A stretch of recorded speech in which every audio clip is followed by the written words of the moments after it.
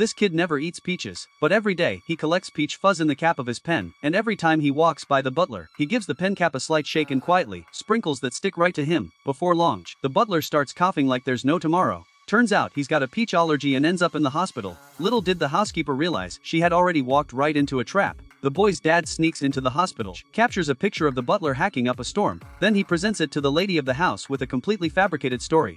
The butler has come down with a bad case of tuberculosis. The lady of the house seems a bit suspicious. The dad shoots a quick text to his daughter, letting her know the lady of the house will be back in 3 minutes. The daughter, who's a tutor, gets the message loud and clear. She takes a peach out of her school bag. Sprinkles are all over the butler's back as he gets back to work. Exactly on time, the lady walks through the door and sees the butler coughing his lungs out once again. But the family, they're just getting started. But as the butler hurries to the bathroom, the dad comes in and squirts some tomato sauce onto a tissue that the butler just tossed aside. When the lady approaches, she notices it, a blood red tissue. Boom. The plan is all set. The lady is now completely has tuberculosis, so she lets him go right then and there. A few days later, the dad, who used to be the chauffeur, suggests a new butler for her. It's his wife. And just like that, the entire family sneaks into the mansion with some shoddy tactics.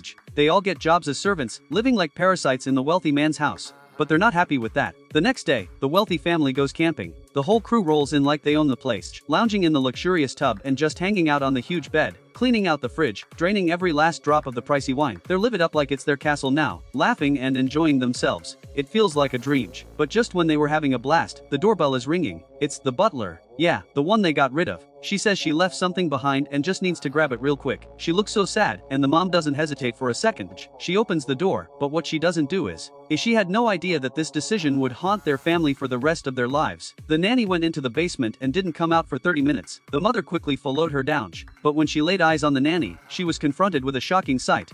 She discovered that the nanny had been hiding her husband in the basement. It turned out he had murdered someone a decade ago. The nanny had been hiding him in the basement for 10 years. When the mother found out about this, she got ready to call the police right away. The nanny had no option but to drop to her knees and plead for forgiveness. However, at that particular moment, a family member who was eavesdropping took a tumble down the stairs.